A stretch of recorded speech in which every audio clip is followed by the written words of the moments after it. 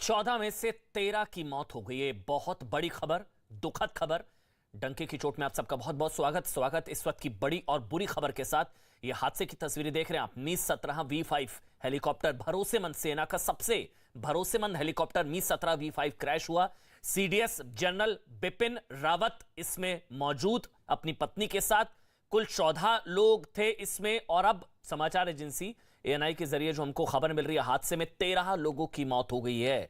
13 के शव मिल चुके हैं। 13 के 14 में से 13 chief of defence staff general Bipin Rawat समेत 14 लोग इसमें सवार थे। वायुसेना ने इस हादसे की जांच के आदेश दे दिए हैं। रक्षा मंत्री राजनाथ सिंह ने पूरी घटना की जानकारी प्रधानमंत्री नरेंद्र मोदी को दे दी है। एक और अपडेट आपको जल्दी से देते हैं। सेना प्रमुख जनरल मनोज मुकुंद नरवणे जो है, जनरल नरवणे सेना प्रमुख, वो पहुंचे सीडीएस जनरल बिपिन रावत के घर। रक्षा मंत्री राजनाथ सिंह पहुंचे जनरल बिपिन रावत के घर सीडीएस। कल सरकार संसद में इस घटना को लेकर पूरी जानकारी देंगी। इस वक्त की 10 बड़ी अपडेट जल्दी से आपको बता देते हैं। रक्षा मंत्री राजनाथ सिंह कल संसद में सुजड़ा जानकारी देंगे, नंबर 1। नंबर 2, सीडीएस के घर पहुंचे जनरल मनोज मुकुंद नरवणे सेना प्रमुख। नंबर 3, वायुसेना प्रमुख जो है क्रैश साइट पर जाएंगे। यह बड़ी खबर इस वक्त हमको मिल रही है। मनोज मुकुंद नरवणे सेना प्रमुख रक्षा मंत्री के घर पहुंचे हैं। 14 में से 13 लोगों की मौत हो चुकी है। तमिलनाडु के कुन्नूर में हुए इस हेलीकॉप्टर हादसे में 13 लोगों की मौत हो चुकी है। सीडीएस जनरल बिपिन रावत समेत 14 लोग। देखिए, मैं आपको एक बार जल्दी से बता देता हूं। आज सुबह 9 बजे दिल्ली से जनरल बिपिन रावत जब उड़े थे इस हेलीकॉप्टर में, तो इसमें 9 लोग थे।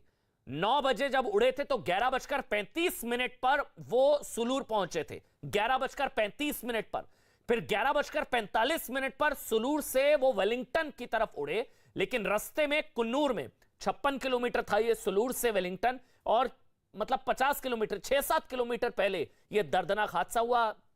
कहा जा रहा है ड्रिजलिंग थी, फॉग थी, कोहरा था, मौसम खराब था, कई रीजंस इसमें हो सकते हैं। हालांकि कोर्ट ऑफ इंक्वायरी इसमें ऑर्डर कर दी गई है, लेकिन हादसा इतना भयानक, इतना खौफनाक तस्वीरें आप देखिए।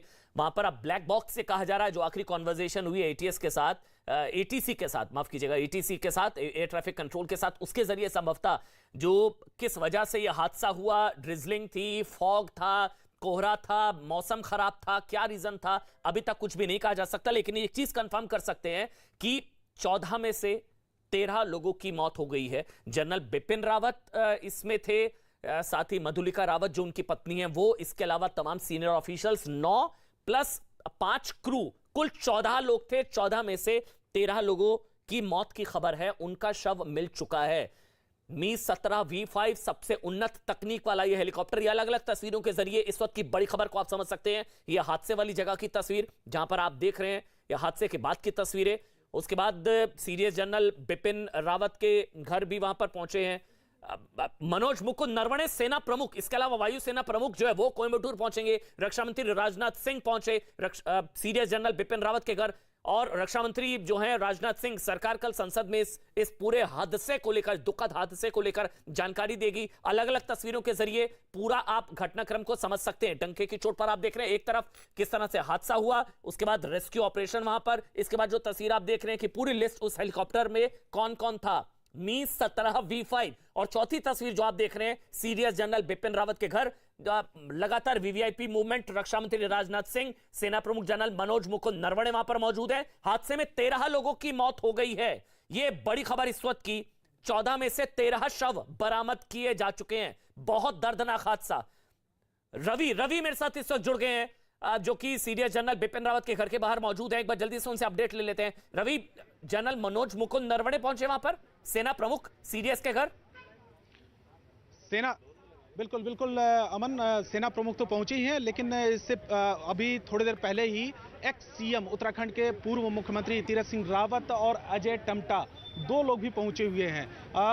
वो क्योंकि उत्तराखंड से ही ताल्लुक रखते हैं, उत्तराखंड के एक्स सीएम रहे हैं, पूर्व मुख्यमंत्री रहे हैं, और इसके अलावा सीडीएस विपिन रावत, क्योंकि उनका घर भी उत्तराखंड ही है, तो यहाँ पर दोनों लोग पहुंचे हैं, दोनों ही नेता। और इससे पहले ही सेना प्रमुख भी पहुंचे हैं। उससे पहले राजनाथ सिंह रक्षा मंत्री वो खुद यहाँ पर 10 मिनट तक अधिकारियों के साथ भी पहुंचे थे, उनके फैमिली फ्रेंड से भी मुलाकात किया, बातचीत किया, और 10 मिनट के बाद ही वो निकले हैं। एक बार तस्वीरें दिखाना चाहेंगे कि यहाँ पर सीडीएस विपिन रावत के घर के बाहर किस तरीके से लोगों का जमावड़ा। अमित के पास जा रहा हूं मैं 1 मिनट आ रहा हूं आपके पास। मैं रवि आपके पास आऊंगा। अमित मेरे साथ, मेरे सहयोगी अब जुड़ गए हैं। अमित के साथ सुष्मिता देव है। अमित, देखिए, इस सरकार संसद में कल इसमें बयान देगी और राजनीतिक हलकों में भी इस पूरे के पूरे हादसे को लेकर गंभीर चिंता की जो लकीरें हैं वो है। हमारे साथ सुष्मिता देव हैं, टीएमसी की सांसद है। इतना ये हादसा हुआ है, किस तरीके से आप देखते हैं इसको? कि बहुत दुखद घटना है। इस तरह से सीडीएस उनके परिवार सह जो हादसा हुआ है, और जैसे हमारी नेत्री ममता जी ने अभी ट्वीट किया है, हम प्रार्थना करते हैं दिल से कि जिनको चोट लगी है भगवान करे कि वो स्वस्थ हो जाए, और हम सब प्रार्थना करेंगे कि कैजुअल्टीज़ ना हो। पर एक इंक्वायरी की ज़रूरत है कि जहाँ पर सीडीएस हेलीकॉप्टर में जा रहे हैं इस तरह की घटना हो। ऐसा तो नहीं है कहीं जंगल में जा रहे हैं या नॉर्थ ईस्ट अरुणाचल में हम हमेशा सुनते हैं। इसका थरा इंक्वायरी होना चाहिए। रक्षा मंत्री राजनाथ सिंह और सेना प्रमुख खुद सीडीएस के घर गए हैं और अभी तक 13 लोगों के मरने की इसमें खबर आ रही है। सॉरी, मुझे पता नहीं था। अगर 13 लोग इस हादसे में गुजर गए, हम अपना डीपेस्ट कंडोलेंस पे करते हैं तृणमूल कांग्रेस की तरफ से। पर मैं फिर कह रही हूँ, एक इन्वेस्टिगेशन होना चाहिए, क्योंकि किन हालातों में ये दुर्घटना हुई ये जानना ज़रूरी है, ताकि भविष्य में ऐसा फिर ना हो। रक्षा मंत्री कल इस मामले में संसद में बयान देंगे। अच्छी बात है, उनको देना चाहिए संसद में बयान। पर मुझे दुख है कि अभी भी 12 सांसद बाहर बैठे, उनको भी उसमें हिस्सा लेना चाहिए था, वो मौका उनको मिलना चाहिए था।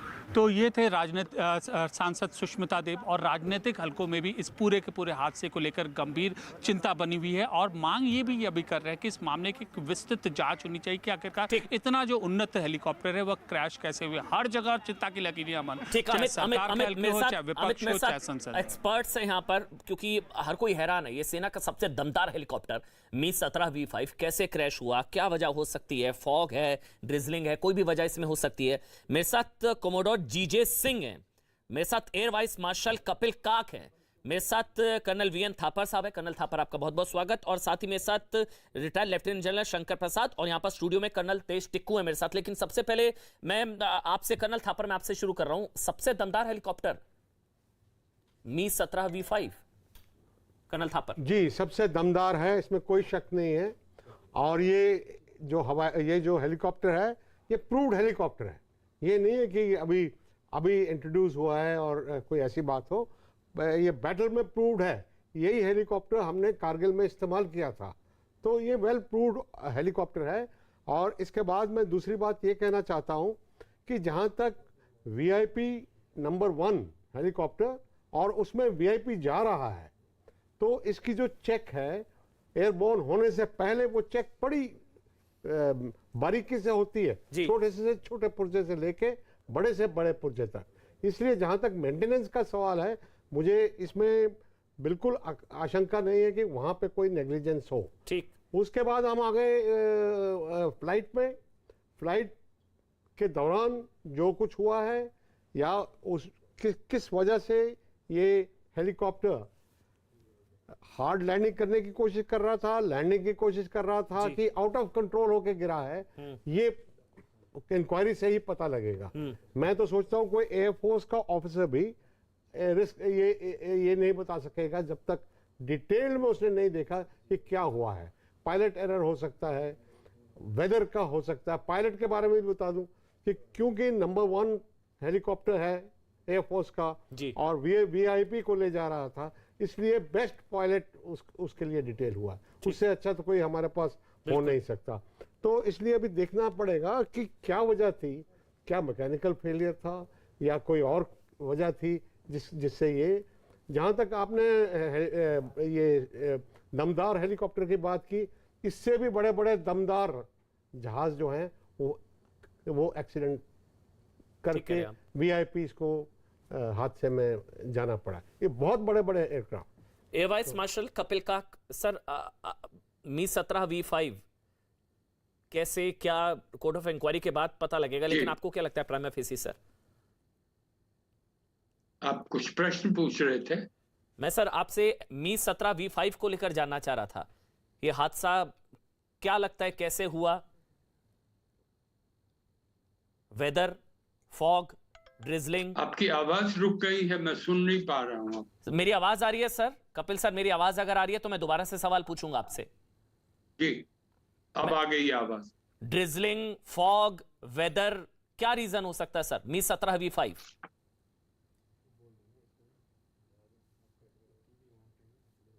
आपके वॉइस लिंक में कुछ प्रॉब्लम है, अभी तक ठीक चल रहा था, फिर रुक गई। मैं सर दोबारा से कनेक्ट करूंगा आपको, मैं दोबारा से आपसे सवाल पूछूंगा। मैं पीसीआर को बोलूंगा एक बार दोबारा से कनेक्ट कर ले। कोमोडोर जीजे सिंह, ड्रिजलिंग बताया जा रहा है, फॉग बताया जा रहा है, वेदर बताया जा रहा है, लो ऑल्टीट्यूड फ्लाइंग बताया जा रहा है, लैंडिंग के समय यह हादसा हुआ। आपका क्या टेक है सर? कोमोडोर जीजे सिंह। देखिए, जब आप एयरक्राफ्ट की बात करते हैं, हेलीकॉप्टर की बात करते हैं, तो वो बिल्कुल दमदार है। हमारी एयरफोर्स की इन्वेंट्री के अंदर सबसे बढ़िया हेलीकॉप्टर यही है।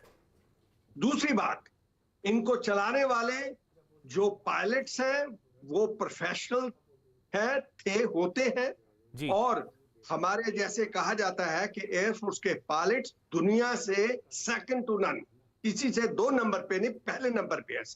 तो ये दोनों चीजों को देखते हुए तीसरी बात आ जाती है वेदर के ऊपर। मैं बेंगलोर में रहता हूँ, ऊटी और ये कनूर जो भी है, ये इनके साइट्स के ऊपर हमने देखा है वेलिंगटन की तरफ, और हमारे बेंगलोर में भी वेदर पिछले कई दिनों से बहुत खराब है।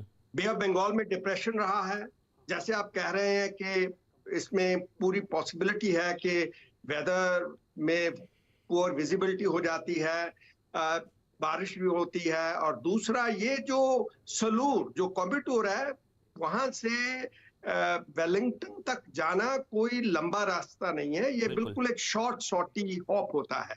अभी कह रहे हैं कि 6-7 मिनट पहले, 10 मिनट पहले ये जो एक्सीडेंट होता है, तो इसके अंदर क्या एक बड़ी खबर बता रहा हूं कोमोडोर सिंह, 1 मिनट के लिए रोक रहा हूं आपको। रक्षा मामलों पर कैबिनेट की बैठक होगी, रक्षा मामलों पर कैबिनेट की बैठक होगी। प्रधानमंत्री नरेंद्र मोदी करेंगे बैठक की अध्यक्षता, क्योंकि हलचल बहुत ज्यादा तेज है दिल्ली में, हलचल बहुत ज्यादा तेज है क्योंकि यह बहुत दर्दनाक हादसा है। सीडीएस जनरल बिपिन रावत उसमें मौजूद थे, देश के chief of defence staff CDS general Bipin Rawat. 14 में से 13 के शव मिल चुके हैं। प्रधानमंत्री नरेंद्र मोदी करेंगे बैठक की अध्यक्षता। शाम 6:30 बजे रक्षा मामलों की जो समिति है उसको लेकर कैबिनेट की बैठक होगी, सीसीएस की बैठक होगी। हेलीकॉप्टर हादसे पर बड़ी खबर, रक्षा मामले पर कैबिनेट की बैठक होगी और इसमें प्रधानमंत्री नरेंद्र मोदी करेंगे बैठक की अध्यक्षता। राजनाथ सिंह रक्षा मंत्री ने हमारे साथ विक्रांत मेरे सहयोगी इस वक्त ऑनलाइन पर मौजूद है। 6:30 बजे विक्रांत की बैठक होगी। देखिए, बिल्कुल 6:30 बजे ये महत्वपूर्ण बैठक प्रधानमंत्री ने बुलाई है। कैबिनेट कमेटी ऑन सिक्योरिटी, जो देश की सुरक्षा के लिए सबसे बड़ी कमेटी है, उसकी ये बैठक होगी और इसके जो सदस्य हैं वो प्रधानमंत्री इसके मेंबर होते हैं, रक्षा मंत्री राजनाथ सिंह इसके सदस्य हैं, इसके अलावा गृह मंत्री अमित शाह इसके सदस्य हैं, वित्त मंत्री निर्मला सीतारमण और विदेश मंत्री सुब्रमण्यम जयशंकर। ये कैबिनेट मंत्री इस कैबिनेट कमेटी के सदस्य होते हैं। बहुत ही देश की आंतरिक सुरक्षा को लेकर के सबसे बड़ी कमेटी यही होती है और जिस तरीके से पूरा घटनाक्रम हुआ है, जिस तरीके से पूरी दुर्घटना हुई है, इसके बाद पीएम का सीसीएस की बैठक को बुलाना, तो इस बैठक में सारी चीजों पर चर्चा होगी, जो अभी तक तथ्य सामने आए हैं उन सब चीजों पर चर्चा होगी। और कल चूंकि राजनाथ सिंह रक्षा मंत्री को अपना संसद में बयान भी देना है, आज उन्होंने प्रधानमंत्री को हालांकि तमाम जानकारी दी थी, उसके बाद वो अधिकारियों से उन्होंने पूरा ब्रीफ लिया, आर्मी चीफ ने भी उन्हें ब्रीफ किया, बाकी भी वहां से जो जानकारी आई उन सब चीजों को लेकर के उन्होंने ब्रीफ लिया था। और अब ये कैबिनेट कमेटी ऑन सिक्योरिटी में इन सभी चीजों पर अभी तक जितनी भी जानकारी सरकार के पास आई है उन सभी के बारे में चर्चा की जाएगी। 6:30 बजे सीसीएस की बैठक होगी। बड़ी खबर विक्रांत हम तक पहुंचा रहे हैं। 6:30 बजे सीसीएस की कैबिनेट कमेटी ऑन सिक्योरिटीज की बैठक होगी 6:30 बजे।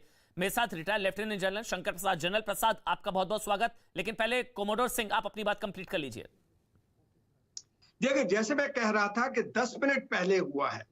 10 मिनट पहले जो पायलट होते हैं वो डेसेंट जहाज को तैयारी कर लेते हैं कि उतरने की, और ऐसे लग रहा है मुझे कि ये जहाज हेलीकॉप्टर नीचे आ रहा था तो पुअर विजिबिलिटी की वजह से ये किसी बड़ी पहाड़ी के ऊपर जहां कोई बड़े पेड़ को टकरा गया। मैं क्यों कह रहा हूं टकरा गया, क्योंकि जब हेलीकॉप्टर क्रैश होते हैं वो जनरली बैठ जाते हैं, उनकी जो बॉडी होती है उसमें डैमेज हो जाता है, विंग्स उनके ट्विस्ट हो जाते हैं और साथ में लोग जो है वो हर्ट होते हैं। मगर आग नहीं लगती। इसमें हमने देखा कि आग लगी, तो इसलिए मेरा ये कंक्लूजन है कि ये जो इसका नोज होता है, जो अगले वाला पोर्शन होता है, उसमें भी बहुत जोर से जाके लगा और जिसके साथ जहाज हेलीकॉप्टर को पूरी आग लग गई और हम इतने नंबर जो 13 नंबर के जो हादसे हुए हैं, 13 लोग जान गंवाई है, वो हुआ है। और टेलीविजन स्क्रीन जितनी वो दिखा रही है कि इसका जो पिछला टेल पोर्शन, पिछले वाला पोर्शन है, वो बिल्कुल ठीक है। तो इससे बिल्कुल ये एक बात मुझे साफ नजर आती है कि ये हेड ऑन आपने हिट किया है, इसीलिए इसमें इतना बड़ा जो हादसा हुआ है। और दूसरी बात ये कि ये जो हेलीकॉप्टर ऐसे गिरता है तो ऑब्वियसली इसके अंदर हेलीकॉप्टर का जो पायलट होता है उसका कंट्रोल नहीं रहता, तो कंट्रोल ना होने से ऐसा होता है। तो साथ में ये भी हो सकता है कि उस टाइम कोई टेक्निकल ग्लिच हो चुका हो, कोई ऐसी प्रॉब्लम खड़ी हो, तो ये दोनों चीजों का कॉम्बिनेशन भी हो सकता है, ये सिंगुलर भी हो सकता है।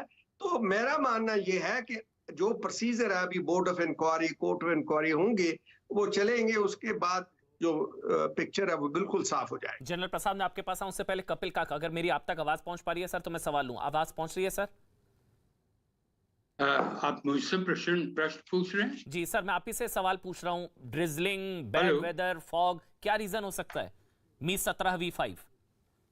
देखिए, पहली बात जो है कि हमें कुछ गेस वर्क करना कि क्या विजिबिलिटी कम थी, क्या वो विजिबिलिटी में संभाल नहीं पाए हेलीकॉप्टर और फिर क्रैश हुआ, मेरे ख्याल में ये बात उचित नहीं है, ये बात रिस्पॉन्सिबल भी नहीं है। इस वक्त सिर्फ हम एक चीज कह सकते हैं, वो ये है कि जब तक आपके पास कॉकपिट वॉइस रिकॉर्डर ना हो, जो कि पायलट्स के एक दूसरे के साथ बात करनी जब वो उड़ान भरते हैं, उससे आपको एक इनपुट मिल सकता है कि रिएक्शन क्या है पायलट्स की, जो सूरत हाल बदल रही हैं। जो कुछ भी हो, अगर वो टेक्निकल रीजन हो, जो कुछ भी हो, अगर वो पायलट एरर भी हो। दूसरी बात जो इससे क्रॉस चेक किया जा सकता है वो है डिजिटल फ्लाइट डेटा रिकॉर्डर। ये पूरे पैरामीटर्स जो हैं फ्लाइट के, उड़ान के, रफ्तार क्या थी, ऊंचाई क्या थी, एंगल ऑफ अटैक क्या था, कैसे हेलीकॉप्टर को उड़ाया जा रहा है मिनट बाय मिनट, वो पूरे पैरामीटर्स डिजिटली रिकॉर्ड होते हैं और वो मिलेगा, उसमें कोई शक नहीं है। अगर ये दोनों मिलेंगे तो इस पे कोई शक नहीं होगा, हमें पूरा इसका कारण क्या है वो समझ आएगी। तीसरी बात जो मैं कह रहा हूं वो ये है कि सरकार ने, इस पे कोई शक नहीं है, कदम उठाए हैं, क्योंकि संसद का इस वक्त सेशन हो रहा है। जो कदम उठाने चाहिए वो बिल्कुल कॉपी बुक स्टाइल में उठाए हैं। जो वायुसेना अध्यक्ष हैं वो इस वक्त उड़ान भर रहे हैं, सुलूर जा रहे हैं, उसके बाद वो हेलीकॉप्टर साइट पे जाएंगे, आज जितनी रात को वो जाना पड़े।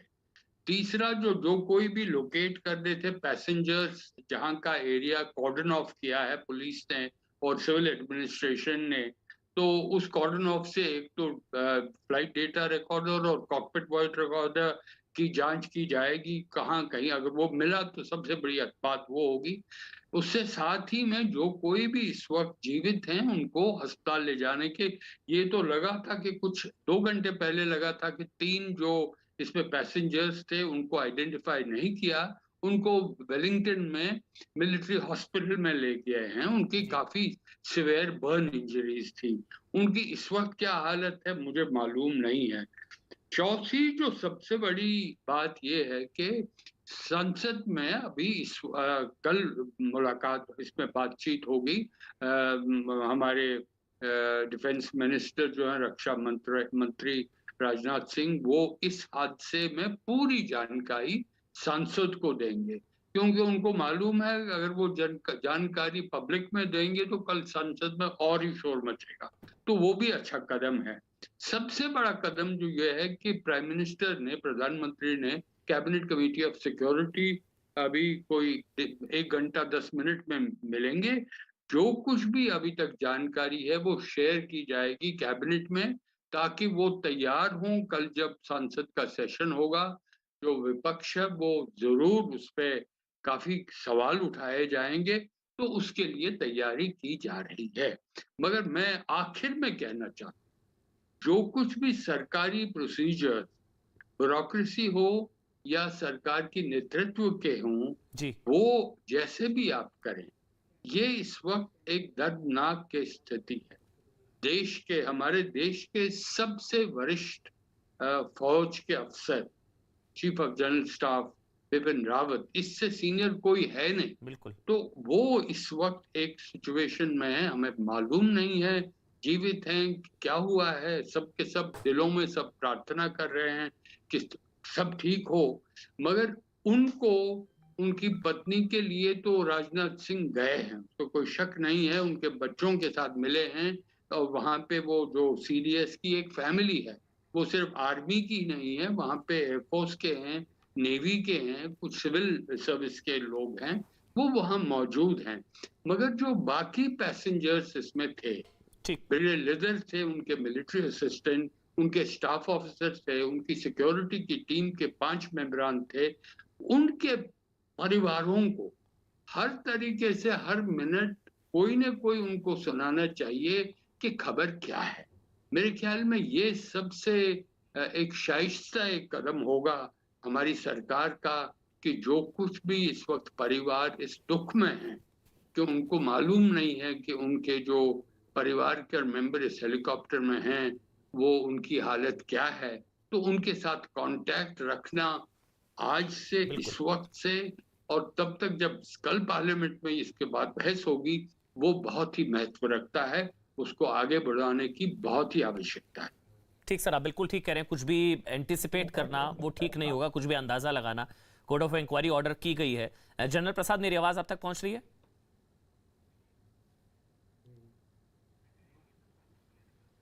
जनरल प्रसाद, मेरी आवाज आप तक पहुंच रही है? ठीक है, मैं उनसे बात करूंगा। मेरे ख्याल से उन तक आवाज नहीं पहुंच पा रही है। लेकिन तमिलनाडु के कुन्नूर के जंगलों में सीडीएस जनरल बिपिन रावत का हेलीकॉप्टर क्रैश हुआ। इस हादसे के कुछ ही घंटों बाद मौके पर न्यूज 18 की टीम पहुंच गई। इस घटना के बाद न्यूज 18 हादसे वाली जगह पर पहुंचने वाला पहला चैनल है। रिपोर्ट देखिए जहां पर हादसा हुआ, crash site. Was the first network to reach the spot. What I saw was since to absolutely devastation. Pilot has worked too hard to ensure the helicopter did not crash on the house here. This is William for CNN News 18 in Kannur. News 18 was the first network to reach the spot. What I saw was since to absolutely devastation. Pilot has worked too hard to ensure the helicopter did not crash on the house here. This is William for CNN News 18 in Kannur. General प्रसाद, जो हमारी team बता रही है वो ये कि अगर थोड़ा और ऊंचाई पर क्रैश होता तो नुकसान और बड़ा हो सकता था। जो घर है, रिहायशी इलाका है, वो वैली में क्रैश हुआ है। जनरल प्रसाद, देखिए, सबसे पहले तो मैं ये कहना चाहता हूं कि काक साहब ने पूरी, एयर मार्शल काक साहब ने पूरी बात विस्तार पूर्वक बता दी, जहां तक कि हवाई जहाज का और एक्सीडेंट का है। मैं समझता हूं कि ये बिल्कुल ठीक नहीं होगा, गलत होगा अगर हम लोग इस पर आज टिप्पणी करना शुरू कर दें टेलीविजन पे बिना इसकी डिटेल पता किए। इंडियन एयरफोर्स ने एक कोर्ट ऑफ इंक्वायरी ऑर्डर कर दी है, उससे पूरी बात पता चलेगी। जितना कुछ एयर मार्शल काक साहब ने बताया उसमें मैं कुछ और नहीं जोड़ सकता। क्या एक्सीडेंट हुआ, कैसे हुआ, पायलट गलती थी, क्या हुआ क्या नहीं हुआ, वो सब वॉइस रिकॉर्डर से मिलेगा।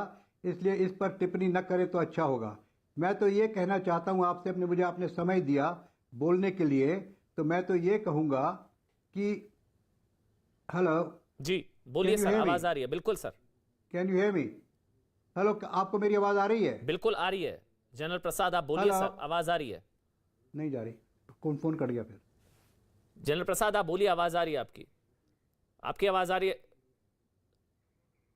ठीक है, दोबारा से आपको कनेक्ट करेंगे जनरल प्रसाद। कर्नल टिक्कू, देखिए, इस पैनल में इतने सीनियर एयरफोर्स ऑफिसर्स और जनरल्स बैठे हुए हैं और मुझे लगता है जो उन्होंने बातें कही हैं बिल्कुल सटीक हैं, करेक्ट हैं। जितनी इन्फॉर्मेशन हमारे पास है उसके मुताबिक जो उन्होंने बोला है बिल्कुल ठीक बोला है। मैं सिर्फ एक और विषय इसमें ऐड करना चाहता हूँ। आजकल के युग में जब आप देखते हैं कि जो देश खासकर एक दूसरे के साथ जंग में उलझे हुए हैं या कॉन्फ्लिक्ट सिचुएशन में हैं, तो वहाँ क्या क्या कार्रवाई हो रही है।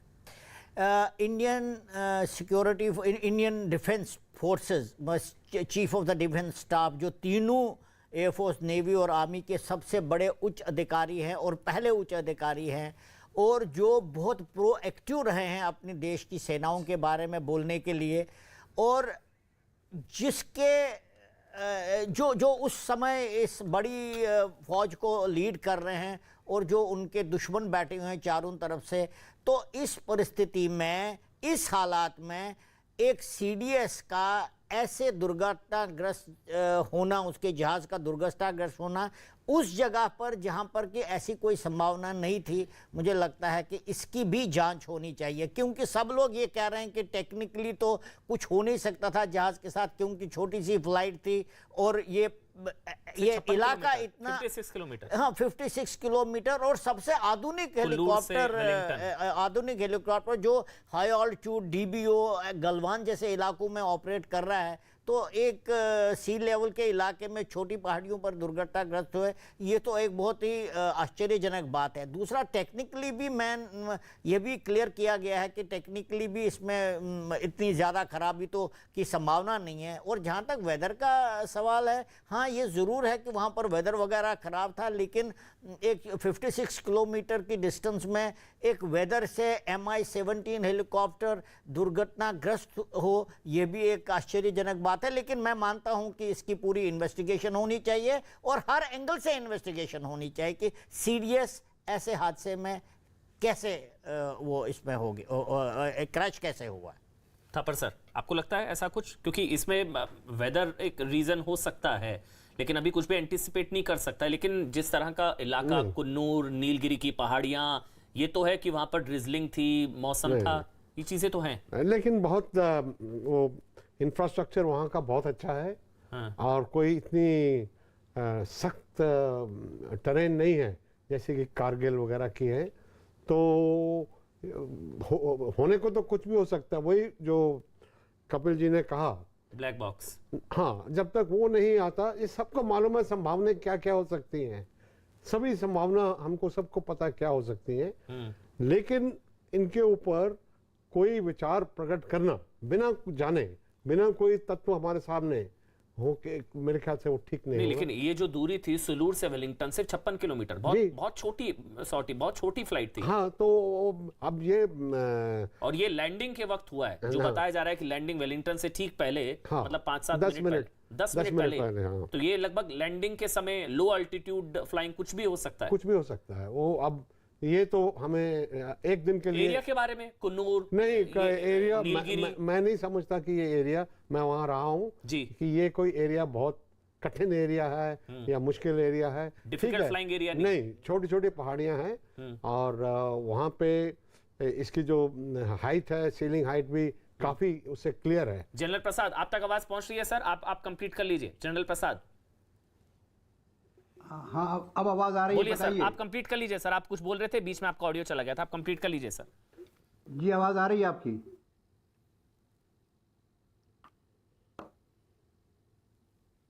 हेलो जनरल प्रसाद, मेरी आवाज आ रही है? तो आप कंप्लीट कर लीजिए, बीच में आपका ऑडियो चला गया था, मैंने आपको टोक दिया था, आप कंप्लीट कर लीजिए सर। जी, मैं ये कह रहा था कि जिस तरह से यह वजह क्या है हेली एक्सीडेंट की, वो तो टिप्पणी करना गलत है इस समय। ठीक, जैसे मैं कह रहा था, एयर मार्शल काक साहब ने सब समझा दिया, उसमें मैं और कोई बढ़ोतरी नहीं कर सकता। मैं इस समय एक और चीज़ पर ध्यान दिलाना चाहता हूं आपका। इस समय इस एयरक्राफ्ट के अंदर chief of defence staff general Bipin Rawat थे और उनकी टीम थी और उनकी मैडम थी मिसेस रावत। अब इसमें कौन जिंदा है और कौन नहीं है वो तो बाद में मालूम चलेगा, क्योंकि सरकार की तरफ से इस पर कोई ऑफिशियल बयान आया नहीं है। इसलिए मैं समझता हूं कि वो भी ठीक नहीं होगा कि हम इस पर ये मान के चलें कि ये हो गया या वो हो गया। हमें तो ये मान के चलना है इस वक्त कि हम भगवान से प्रार्थना करते हैं कि शायद हमारे CDS साहब ठीक हों, और हो सकता है तो उन्हें जो चोट भी लगी हो तो वो ठीक होकर अपने कार्य में वापस आ सकें। ये तो हमारी, लेकिन मेरी इस समय और कुछ जगह मैं आपका ध्यान ले जाना चाहता हूँ। मेरी पर्सनल इक्वेशन जनरल रावत साहब के साथ इतनी क्लोज थी कि मैं समझता हूं कि आज मैं और मेरी वाइफ इतना दुखी हैं जैसे अपना कोई छोटा भाई इस हादसे में गया है। मैं जनरल रावत साहब को तब से जानता हूं जबकि एक यंग मेजर थे और ये मेरे साथ बिल्कुल एक साथ मेरे साथ जुट के मिलिट्री ऑपरेशंस डायरेक्टरेट में काम करते थे 91-92 में, जबकि मैं ब्रिगेडियर था। तो मेरा और इनका पर्सनल रिलेशन बहुत अच्छा रहा है। दूसरी तरफ इनकी मिलिट्री कैपेबिलिटीज, मिलिट्री करियर जो है वो मैं समझता हूँ एक बहुत शानदार करियर रहा है। जब ये इंडियन मिलिट्री एकेडमी से अफसर बन के निकले तब इनको इंडियन मिलिट्री एकेडमी में सोर्ड ऑफ ऑनर मिला था। इसका माने कि ये बेस्ट कैडेट वहाँ साबित हुए थे अपने कोर्स के अंदर और उन्होंने ये कंटिन्यूसली अपनी सर्विस में दिखाया कि he is the best cadet, best officer in his batch. इन्होंने कोई ऐसा अपॉइंटमेंट नहीं है जो इंडियन आर्मी में न किया हो।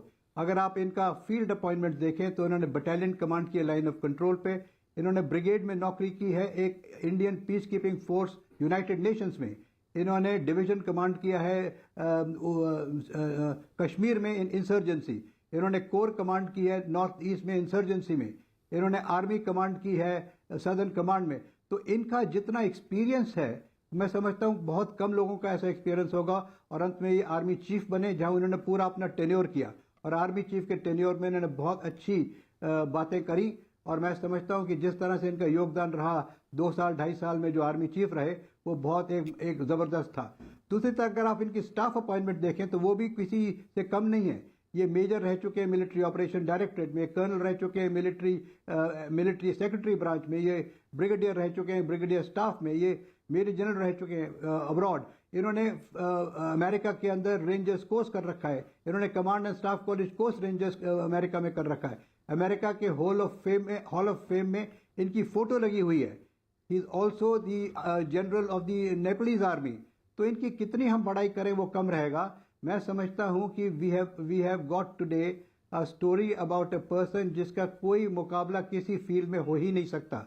अब जब से ये सीडीएस बने इन्होंने he is the first CDS. अब सीडीएस का अपॉइंटमेंट इवॉल्व हो रहा है कि सीडीएम की ड्यूटीज कैसे बनेंगी, क्या होगा, क्या उनका रोल रहेगा, क्या ऑपरेशनल रोल रहेगा, क्या एडमिनिस्ट्रेटिव रोल रहेगा, क्या उनकी equation cabinet committee of security से कैसे रहेगी, क्या उनकी इक्वेशन मिनिस्ट्री ऑफ डिफेंस से कैसे रहेगी, क्या उनकी इक्वेशन आर्मी सर्विस चीफ से कैसे रहेगी। ये सब इवॉल्व हो रही थी अभी, लेकिन उसके पहले इनको ये इनकैपेसिटेट हो रहे हैं आज एक्सीडेंट की वजह से। तो मैं समझता हूँ इस पर भी बड़ा भारी एक धक्का लगेगा। दूसरी बात, इन्होंने आपने सुना होगा कुछ 2 साल पहले इन्होंने एक इंटीग्रेटेड बैटल ग्रुप्स के बारे में बात की थी। That is another very unique development in the tactics and strategy of the Indian army.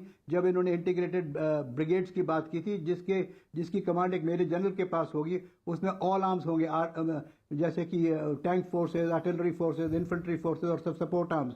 तो दिस इज अनदर कॉन्सेप्ट। तीसरा इन्होंने अभी नया जिसके ऊपर वो बड़े आजकल हावी थे, जो बड़े जोर शोर से कर रहे थे, वो था थिएटर कमांड्स। थिएटर कमांड्स के जो आर्किटेक्ट है वही बिपिन रावत साहब हैं। उन्होंने ही इसको शुरू किया था और उन्होंने ही इसको सरकार से वादा किया है कि मैं अपने टेन्योर में इसको कंप्लीट करके जाऊंगा, ये थिएटर कमांड्स को। थिएटर कमांड के डिबेट तो आप रोज सुनते ही हैं, अखबारों में सुनते हैं, टेलीविजन में सुनते हैं, कई एक भाषण आते हैं इस पे। तो अगर इनकी ओवरऑल प्रोफाइल देखी जाए तो मैं समझता हूँ he is one of the finest assets the country has got today. अगर इनकी वाइफ की बात की जाए तो वो भी एक आवा में रही हैं, जो आर्मी की होती है उसमें उन्होंने बड़ा भारी योगदान किया है और आज वो जब चीफ ऑफ डिफेंस स्टाफ बन गए थे तो इनकी wife chief of defence staff की तरफ से आवा में बहुत काम करती हैं। इनकी वाइफ तो मेरी वाइफ के संग 1991 से जुड़ी हुई हैं काम में। उस समय मैं ब्रिगेडियर था, ये मेजर थे। इनकी वाइफ हमारी वाइफ के संग इंडियन कैंसर सोसाइटी में काम करती थी, योगदान करती थी और आज भी इनकी हमारी वाइफ से बड़ी मित्रता है। इतनी मित्रता है कि हम लोगों का इनके घर में आना जाना, इनके साथ फेसबुक में वाइफ का डेली बात करना और इनकी जो बेटी यहाँ दिल्ली में रहती है उसके बारे में बातचीत करना, इनकी एक बेटी की शादी हो चुकी है उसके बारे में बात करना। So I am trying to tell you कि पर्सनल रिलेशनशिप तो बहुत इतने निकट थे हमारे कि मैं इनको अपना छोटा भाई समझता हूँ और ये मुझको अपना बड़ा भाई समझते थे। आज की तारीख में भी मेरे से बात करते थे कि जब आप डीजी इन्फेंट्री थे तो आप इस तरह से वेपन्स हो रहे हैं, आप बताइए इसके बारे में हम क्या सोचें क्या ना करें।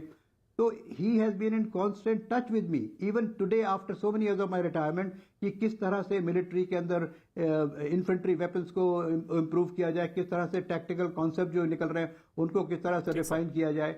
तो I think he is a wonderful person, he is a very very approachable, चाहे उनके कोलीग्स हो चाहे कोई भी हो, और जिसके साथ इन्होंने कभी नौकरी की है उसके साथ तो इनके संबंध बहुत ही निकटतम रहे हैं। तो मैं समझता हूँ कि all of us are praying today for his well being and we hope that he is alright, his wife is alright.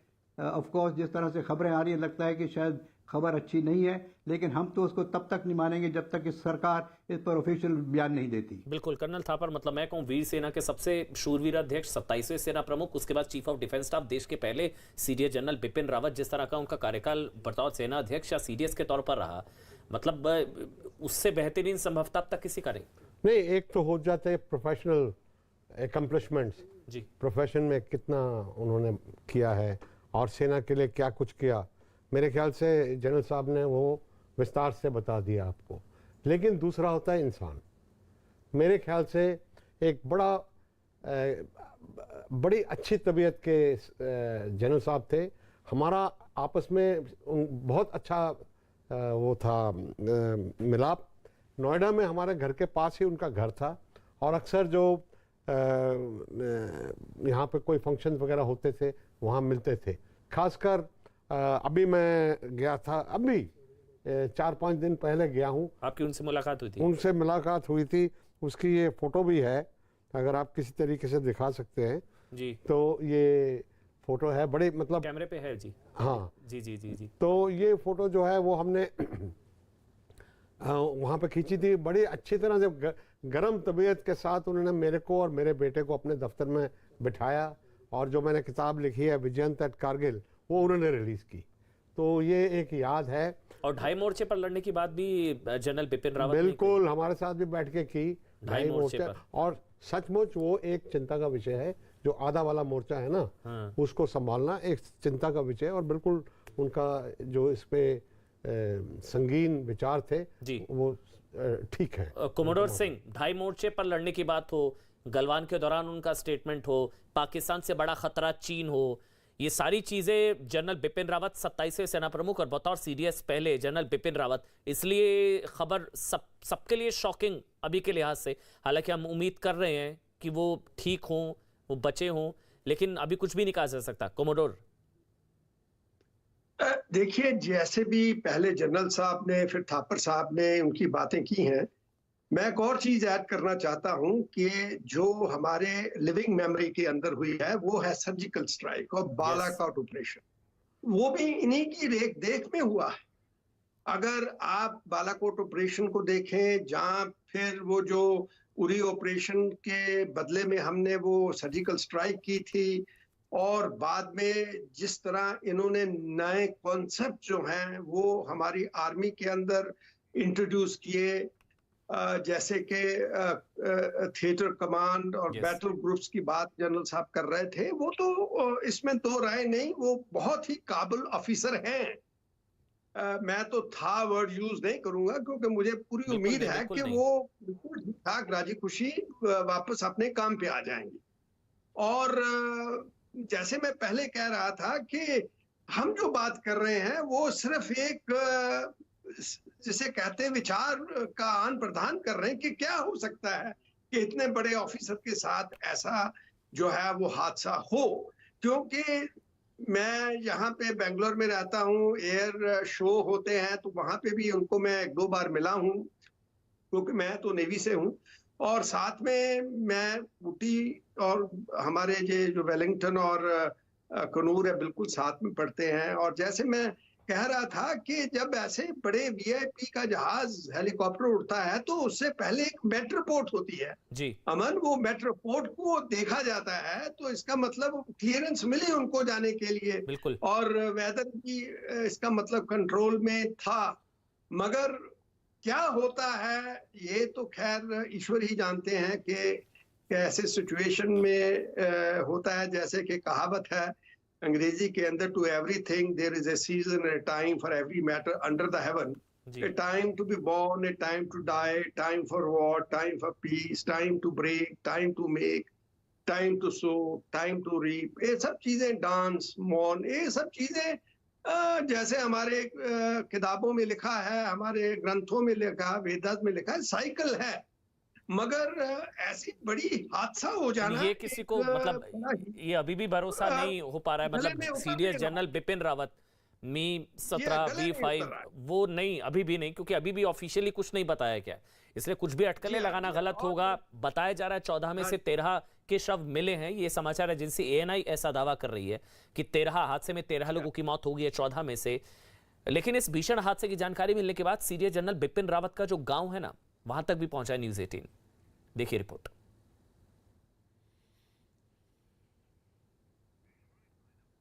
ये आपको ये तस्वीर हम आपको दिखा रहे हैं बिपिन रावत का जो गांव उत्तराखंड के कोटद्वार जिले में है। सन्नाटा पसरा है वहां पर।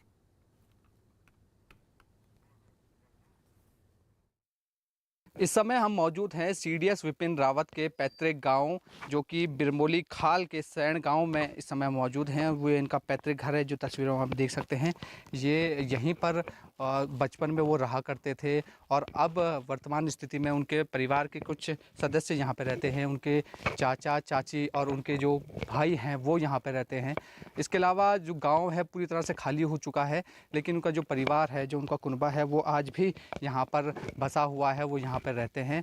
इसके अलावा अब उनके परिवार को सूचना मिल चुकी है कि जिस तरीके से जो घटना हुई है उसकी जानकारी उनको है, टीवी के माध्यम से उनको जानकारी है और काफ़ी दुखी वो हैं इस चीज़ से और वो पल पल की अपडेट ले रहे हैं टीवी के जरिए कि क्या पूरी घटना हुई है, किस तरीके से विपिन रावत के हाल हैं इस समय। तो इस समय हम मौजूद हैं उनके गाँव में और पल पल की अपडेट आपको बताते रहेंगे। अनुपम भारद्वाज, न्यूज़ 18, कोटद्वार। और मेरे साथ इस वक्त मुझे बताया जा रहा है कि अभिषेक मतिमान जी, रक्षा मंत्रालय के पूर्व प्रवक्ता, विंग कमांडर, वो भी अब मेरे साथ जुड़ चुके हैं। कमांडर मतिमान, सवाल कुछ नहीं है, लेकिन 14 में से 13 लोगों के शव मिले हैं, मौत की खबर है।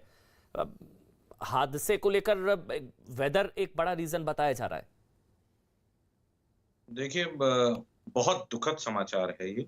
हालांकि जो शुरुआती दौर में जिस तरह की फोटोज और वीडियोस जो देखने में आ रहे थे अपना इस क्रैश से संबंधित, उनको देखकर लग रहा था कि सर्वाइवर्स का होने की संभावनाएं बहुत ही कम है।